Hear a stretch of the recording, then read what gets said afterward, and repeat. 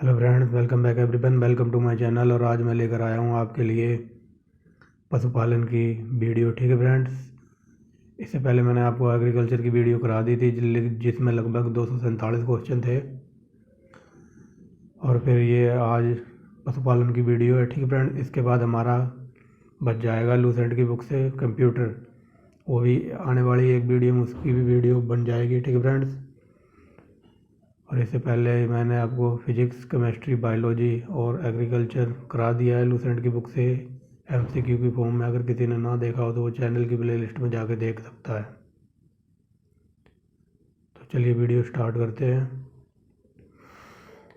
पहला क्वेश्चन है, सर सबसे ज़्यादा पशु आबादी भारत में है। ठीक है फ्रेंड्स, थोड़ा तीव्र गति से चलेंगे। सबसे ज़्यादा पशु आबादी भारत में है। पशु आबादी का कितना प्रतिशत भारत में पाया जाता है? तो 1/5। ठीक है फ्रेंड्स, विश्व में कुल पशुओं की संख्या का गाय भैंस कितना प्रतिशत पाई जाती है भारत में? ठीक है, वो 20% हो जाएगा। विश्व में गोधन कितना प्रतिशत भारत में है? तो 16% हो जाएगा। ठीक है फ्रेंड, विश्व का कुल गोधन का कितना हिस्सा यानी प्रतिशत कितना भारत में? तो 16%। सबसे ज़्यादा पशु कहाँ पाए जाते हैं? तो उत्तर प्रदेश। ठीक है फ्रेंड, इस क्वेश्चन को ऐसे याद रखना। अगर पूछे पूरे भारत में सबसे ज़्यादा पशु तो उत्तर प्रदेश, सबसे ज़्यादा बकरी तो भी उत्तर प्रदेश, गाय सबसे ज़्यादा तो भी उत्तर प्रदेश, और भैंस सबसे ज़्यादा तो भी उत्तर प्रदेश, और दूध सबसे ज़्यादा किस राज्य में होता है? तो भी उत्तर प्रदेश। ठीक है फ्रेंड्स, ये जो 4-5 मोस्ट टॉपिक हैं इन्हीं से घुमा के एग्जाम में पूछता है, सबका आंसर एक ही है, उत्तर प्रदेश। ठीक है फ्रेंड्स, अगर ये क्वेश्चन पूछे, कई बार ये क्वेश्चन पूछा गया कि सबसे ज़्यादा पर व्यक्ति दूध किस राज्य में होता है? ठीक है फ्रेंड्स, तो उसका आंसर हो जाएगा पंजाब। वो हम आगे देखेंगे क्वेश्चन। ठीक है फ्रेंड्स, आगे देखते हैं। क्वेश्चन नंबर 6 देखते हैं। टी कप काऊ किस नाम से जानी जाती है? किस देश में टी कप काऊ के नाम से जानी जाती है? तो भारत में बोला जाता है। गायों को कई किस्म है टी कप काऊ। ठीक फ्रेंड्स, भारत में गाय लगभग कितनी नस्ल की है? तो 27। हरियाणा में क्या कहते हैं, गाय की सबसे दूध देने वाली कौन सी नस्ल है? तो ये साहिवाल आंसर हो जाएगा। ठीक है फ्रेंड्स,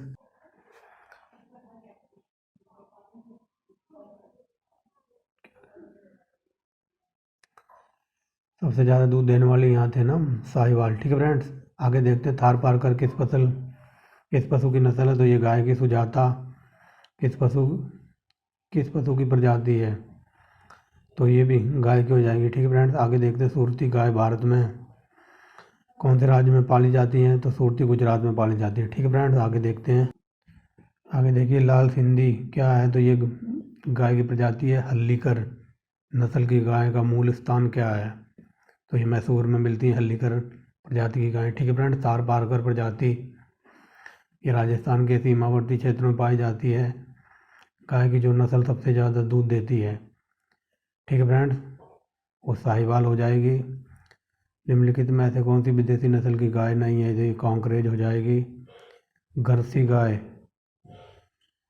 इसका मूल स्थान बताना कि गरसी गाय किस देश से बिलोंग करती है? तो ये फ्रांस आंसर हो जाएगा। ठीक है,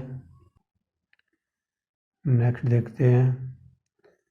निम्नलिखित में से सबसे ज़्यादा दूध कौन सी प्रजाति देती है? तो ये होल्स्टाइन हो जाएगा। ठीक है फ्रेंड्स, अगर इंडिया की बात करें भारत में सबसे ज़्यादा तो साहिवाल, और पूरे विश्व में सबसे ज़्यादा ये है होल्स्टाइन। ठीक है फ्रेंड्स, कम से कम 22 से 23 लीटर दूध देती है ये। और ये इतना दूध हो जाता है इसके थनों के अंदर, अगर इसे ना धोना टाइम पे, मतलब टाइम पे इसको ना धोआ जाए तो इसके थनों में से अपने आप ही मतलब टपकने लगता है दूध। ठीक है फ्रेंड्स, आगे चलते हैं। कौन सी गाय की संकर नस्ल पैदा की गई है? तो बताइए फ्रेंड्स, ये हो जाएगा करण सीज। ठीक है फ्रेंड्स, आगे देखते हैं। गाय और भैंस कितने दिनों के बाद ऋतुमय होती हैं? गाय और भैंस कितने दिनों के बाद ऋतुमय होती है? तो 21 दिन। ठीक है फ्रेंड्स, दुधारू पशु की पहचान क्या होती है? तो ऑप्शन नंबर डी हो जाएगा।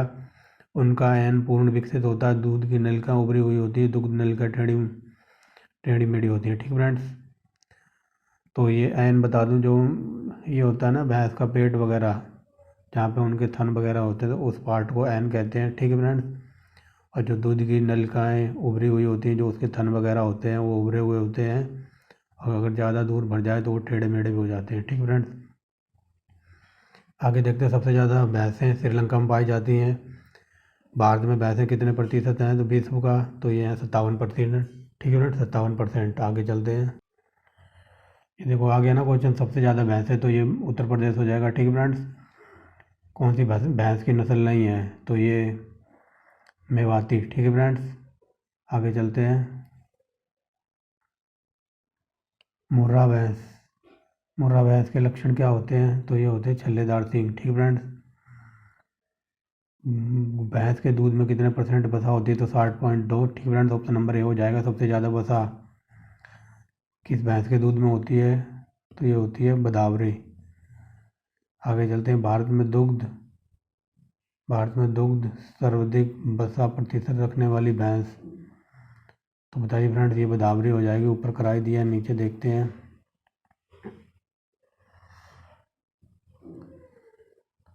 ठीक है फ्रेंड्स, आगे देखते हैं यहाँ से, निम्नलिखित में से सबसे ज़्यादा औसतन दूध देने वाली भैंस की नस्ल कौन सी है, तो जाफराबादी है। गरीबों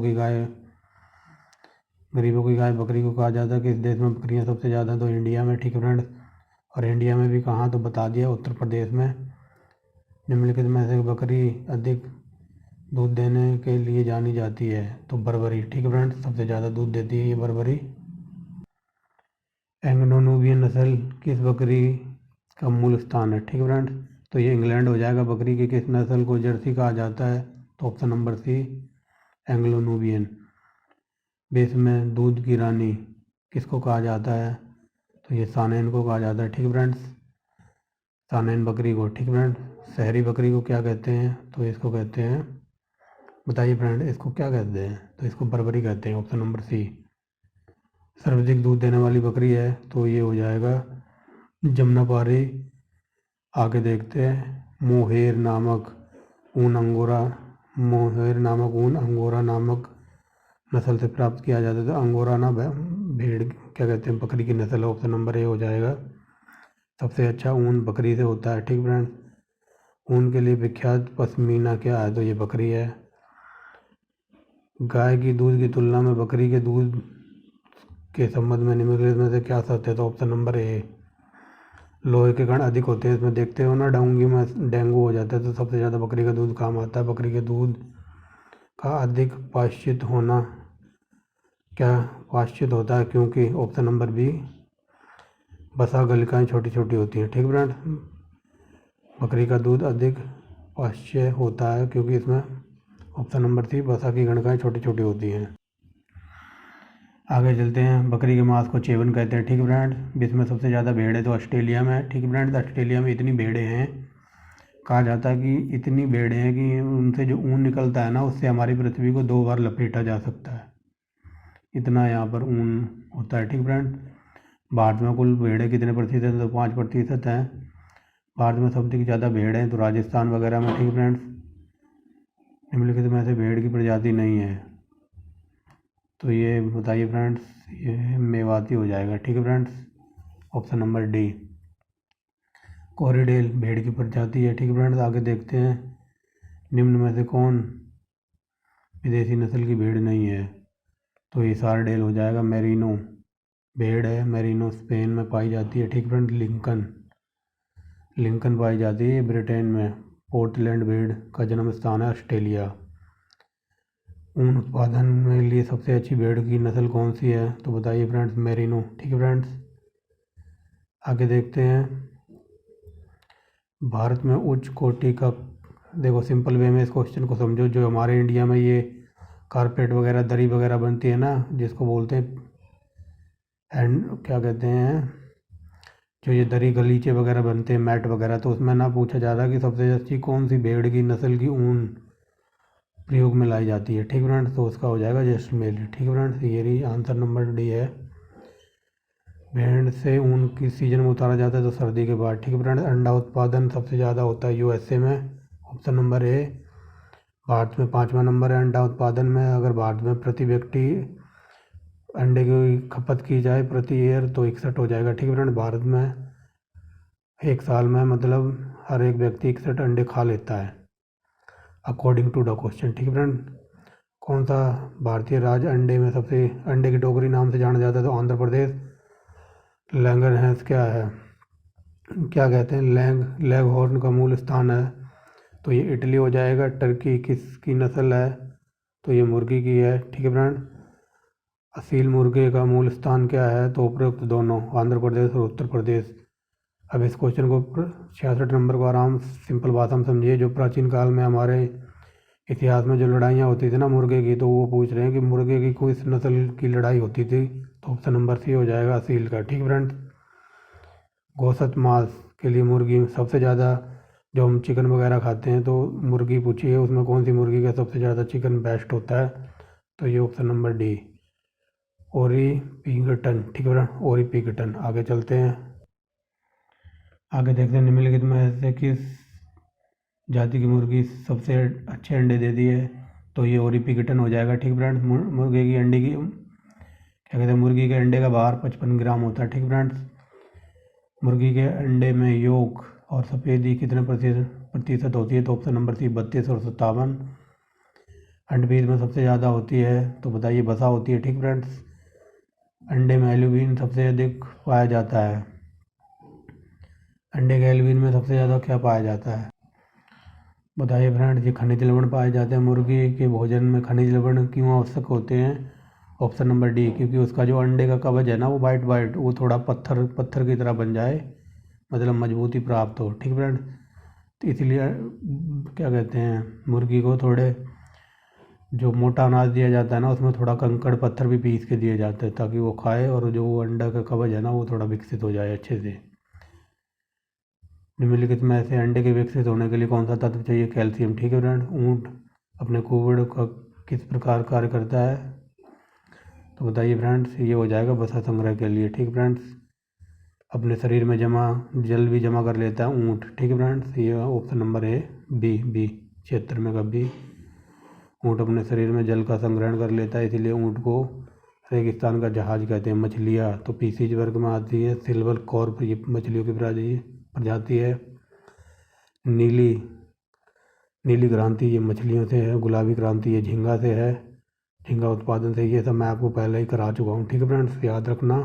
अगर किसी ने वीडियो ना देखी हो तो चैनल की प्लेलिस्ट में जाए और देख ले। आगे देखते हैं। भारत का स्वच्छ जलीय मत्स्य उत्पादन में कौन सा स्थान है? तो ये तृतीय है। ठीक फ्रेंड्स। मछली उत्पादन समुद्र से कितना होता है? तो 50%। मछली उत्पादन में सबसे नंबर 1 राज्य है, तो ये आंध्र प्रदेश। और ये इस क्वेश्चन को सिंपल वे में समझिए। जो ये पूछा है ना इस क्वेश्चन में कि भारत का ऐसा कौन सा राज्य है जिसमें सबसे ज़्यादा श्रीपम को कहते हैं हिंदी में झींगा। ठीक फ्रेंड्स। तो झींगा उत्पादन करता है, तो वो गुजरात हो जाएगा। ऑप्शन नंबर बी 84 का। एग्रीकल्चर मधुमक्खी पालन। और भारत में शहद के लिए मुख्यतः कौन सी मक्खी पाली जाती है? तो खैरा मक्खी। ठीक फ्रेंड्स। ऑप्शन नंबर बी हो जाएगा 86 का। थोड़ा स्पीड में चलते हैं फ्रेंड, नहीं वीडियो बहुत लंबी हो जाएगी। ठीक फ्रेंड्स। अब देखते हैं भारत में छत्ते का कितना भार होता है, मतलब मधुमक्खी के छत्ते में कितना भार होता है? तो ये होता है 5 किलोग्राम। ठीक है फ्रेंड्स। आगे देखते हैं मधुमक्खी कॉलोनी के सदस्य एक दूसरे। ठीक है फ्रेंड, इसको ऐसे भी आप याद रखना कि मधुमक्खी का जैसे मैंने बताया छत्ते का वजन 5 किलोग्राम होता है, या फिर यही क्वेश्चन घुमा के थोड़ा पूछा गया कि कितना प्रतिशत शहद प्रति वर्ष उसके छत्ते से प्राप्त किया जा सकता है? तो 5 किलोग्राम ही है। ठीक है फ्रेंड्स। आगे देखते हैं। जो मधुमक्खियाँ होती हैं वो एक दूसरे को किस प्रकार पहचानती हैं? तो नृत्य करती हैं ना, इधर उधर घूमती हैं। ठीक है फ्रेंड्स। एक बार रेलवे ग्रुप डी में ये क्वेश्चन पूछा गया था कि जो ये मधुमक्खियाँ उड़ती हैं, ये कौन से मौसम में उड़ती हैं? इधर ऐसे टेढ़ी मेढ़ी उड़ती हैं ना, तो इसको क्या कहते हैं? या नृत्य करती हैं या उड़ती हैं, तो इसको क्या कहते हैं? तो इसको जिग जैग मोशन कहते हैं। ठीक फ्रेंड्स। जिग जैग मोशन याद रखेंगे, रेलवे में पूछा हुआ है। ठीक फ्रेंड्स। मधुमक्खी की छत्ते में एक रानी मक्खी होती है, छोटी भूखना। ये यूएसए की मक्खी है और इसका मूल स्थान भी यूएसए। ठीक फ्रेंड्स। शहद में जल पाया जाता है 17%। कार्बोहाइड्रेट 78% शहद में पाई जाती है। ठीक फ्रेंड्स। आगे देखते हैं। शहद 1 किलोग्राम में शहद में कितनी कैलोरी ऊर्जा होती है? तो ठीक फ्रेंड्स, तो ये 35 कैलोरी हो जाएगी, 3500। ठीक फ्रेंड्स। मधुमक्खी फ्लोरा किसे कहते हैं? तो ऑप्शन नंबर हो जाएगा सी। ठीक है। पसंद किए जाने वाले पेड़ पौधे। आगे चलते हैं। सारंग मक्खी कि प्रति छत्ता प्रति वर्ष 40 किलोग्राम शहद मिलता है। सिंपल बात हम समझे, जो सारंग मधुमक्खी है ना, ये प्रति वर्ष एक छत्ते से 40 किलो शहद निकलता, फिर भी इनको भारत में क्यों नहीं पाला जाता? तो ऑप्शन नंबर डी, ये घुमक्कड़ होती है। ठीक फ्रेंड्स, बिल्कुल सही बात। और ये चिड़चिड़ी होती है, मतलब एक बार पीछे पड़ गई तो काट के ही मारने की पूरा सुझाना है। दुग्ध उत्पादन में भारत का प्रथम स्थान है। ठीक फ्रेंड्स, आगे देखते हैं किस वर्ष भारत को प्रथम उत्पादक माना गया था दूध का? तो 1998 में श्वेत क्रांति दुग्ध उत्पादन से है। आगे देखते हैं, भारत में श्वेत क्रांति के जनक वर्गीज कुरियन है। ऑप्शन नंबर सी, श्वेत क्रांति की शुरुआत 1970 में हुई थी। अंतर्राष्ट्रीय डेयरी विकास पुरस्कार से सम्मानित व्यक्ति तो वर्गीज कुरियन हो जाएगा। आगे देखते हैं, वर्गीज कुरियन का संबंध दुग्ध उत्पादन से, फ्लड ऑपरेशन, इसका भी दूध उत्पादन से हो जाएगा। आप देखिए, दूध उत्पादन एशिया में सबसे बड़ी दूध बस्ती नामक कॉलोनी तो ये महाराष्ट्र में है। राष्ट्रीय विकास बोर्ड की स्थापना तो ये 1965 में हुई थी। 105 का भी 106 का राष्ट्रीय विकास बोर्ड की स्थापना 1965 में कहाँ हुई थी? तो ये आनंदपुर में हुई थी। ठीक ब्रांड, आगे देखते हैं, भारतीय डेयरी निगम की स्थापना 1970 में हुई थी। भारत में संघन पशु कार्यक्रम कब चलाया गया? तो ये 1964-65 में। ठीक ब्रांड, राष्ट्रीय दुग्ध संस्थान कहाँ है? तो ये हरियाणा के करनाल में है। 1950-51 में दूध का वार्षिक उत्पादन 17 मिलियन था। तो 16-17 में कितना हो गया? तो ये option number D, 165.4 million ton Bharat में। सबसे ज़्यादा दूध किस राज्य में होता है? तो बता दिया, उत्तर प्रदेश में होता है। ठीक फ्रेंड्स, अब उन राज्यों को क्रम अनुसार लगाइए जहाँ दूध सबसे ज़्यादा होता है। तो उत्तर प्रदेश, फिर पंजाब, फिर राजस्थान। ठीक फ्रेंड्स, प्रति व्यक्ति भारत में प्रति वर्ष कितनी दूध की खपत है या उपलब्धता है? तो 355 ग्राम। ठीक फ्रेंड्स, प्रति व्यक्ति प्रतिदिन दूध की उपलब्धता होनी चाहिए, तो ये 210 ग्राम हो जाएगा।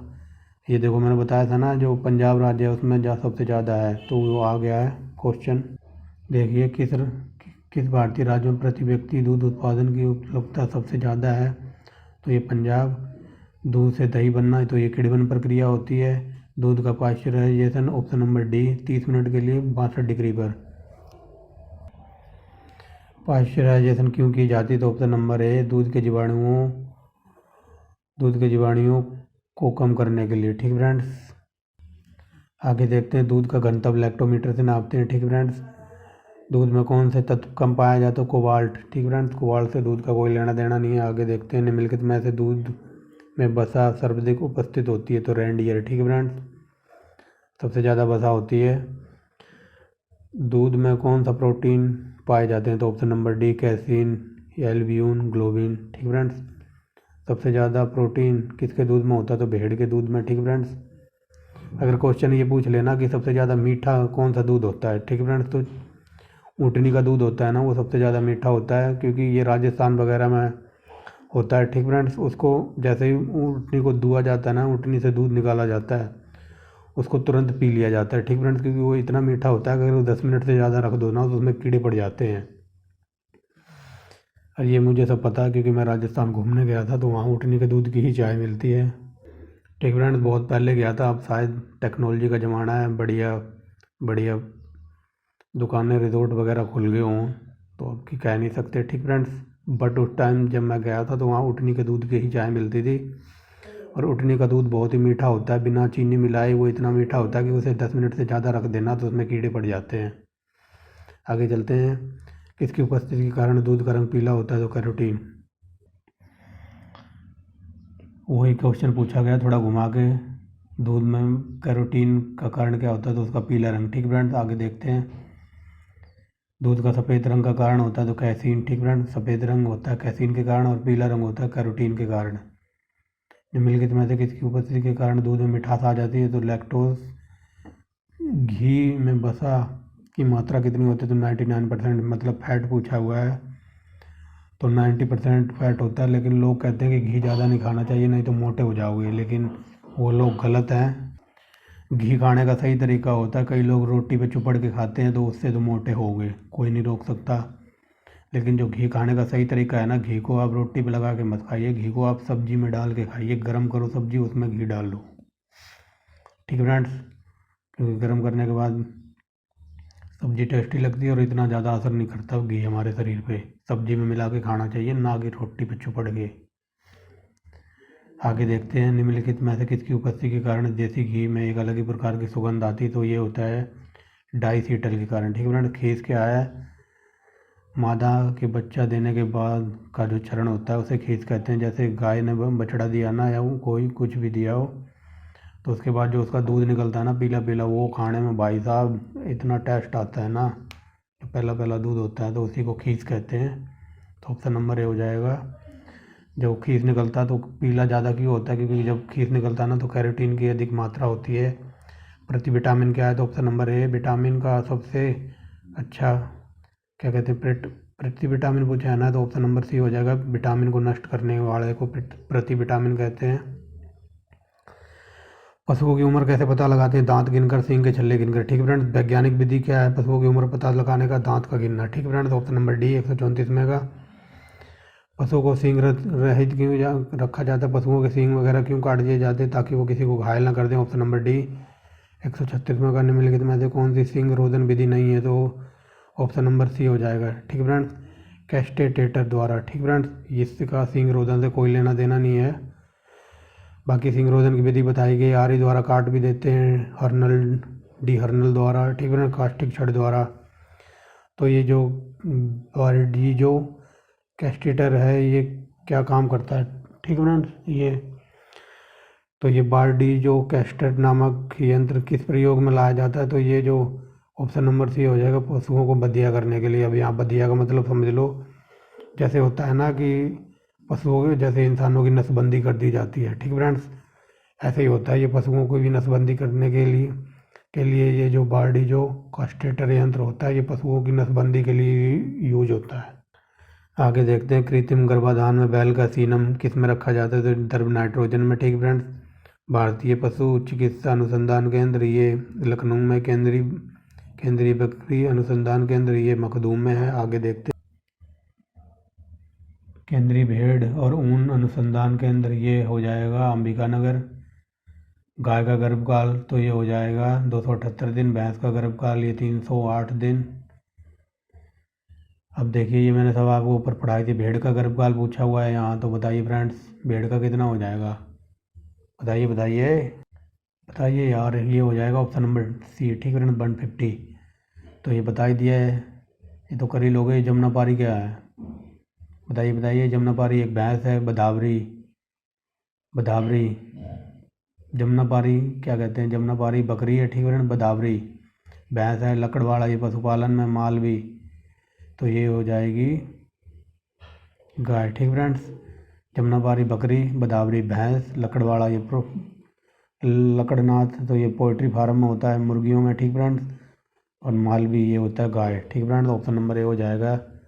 आगे देखते हैं, सीट्रप का परीक्षण किस रोग से संबंधित है?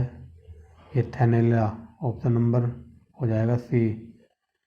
आफरा रोग पशुओं में कैसे होता है? तो दूषित आहार खाने से होता है। ठीक फ्रेंड्स, आगे देखते हैं, पशुओं की मिल्क फीवर बीमारी किसके कारण होती है? तो बताइए फ्रेंड्स, बताइए। ये ऑप्शन नंबर ए, कैल्शियम के कारण। ठीक फ्रेंड्स, खुरपका मुंह पका रोग पशुओं में होता है। पशुओं में पैरों तो क्या कहते हैं, पशुओं के पैरों तथा मुंह की बीमारी तो ये बैक्टीरिया द्वारा होती है। ठीक फ्रेंड्स, आगे देखते हैं, दुधारू पशुओं में निम्न प्रकार की बीमारियां होती हैं।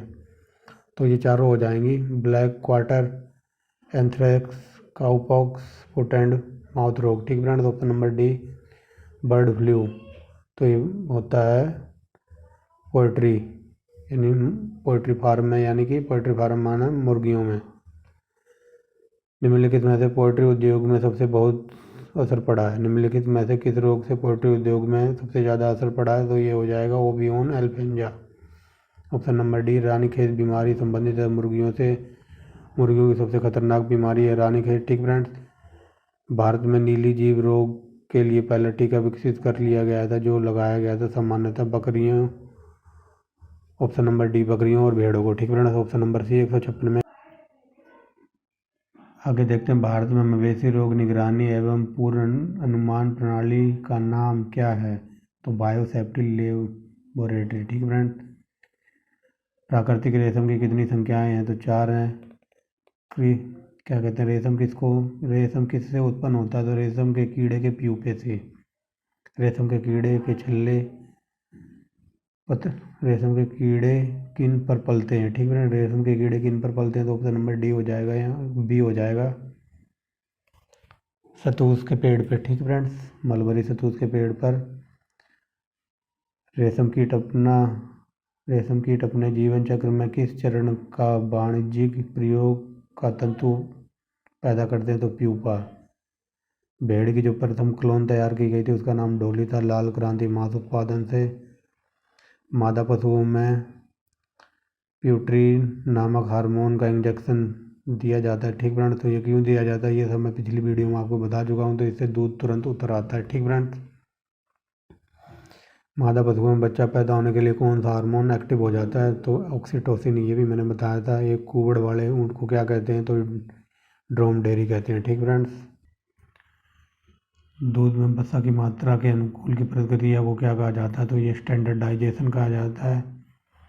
दूध के समान रूप में वितरित रहने के लिए दूध में बसी वसा की गुलिकाओं का आकार कम करने की प्रक्रिया को ऑप्शन नंबर सी होमोनाइजेशन किया जाता है। ठीक है फ्रेंड्स, बोविडी ओबीसी किसका नाम है? तो ये भेड़ का नाम है। ठीक है फ्रेंड्स, आगे देखते हैं, निम्नलिखित में से कौन सा युग्म सही है?